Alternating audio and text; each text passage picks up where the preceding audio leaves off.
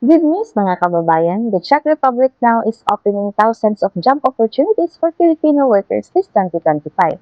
Kung naghahanap ka ng legit at stable na trabaho abroad, magandang balita to para sa iyo. Dahil ngayong taon may mga in-demand positions sa iba't ibang factory at skilled sectors sa Czech Republic na may sahod na aabot hanggang 180,000 kada buwan. Sa vlog na ito ng RICROD-PH, pag-usapan natin ang mga available job at qualifications na kailangan, step-by-step process kung paano mag-apply, estimated salary range at benefits, at mga tips para makahanap ng verified agencies at legit employers. Kaya kung pangarap mong makapagtrabaho sa Europe, huwag mong palampasin to. Panoorin ang buong vlog ng YouTube PH para malaman kung paano ka makakapag-apply sa mga available jobs sa Czech Republic ngayong 2025.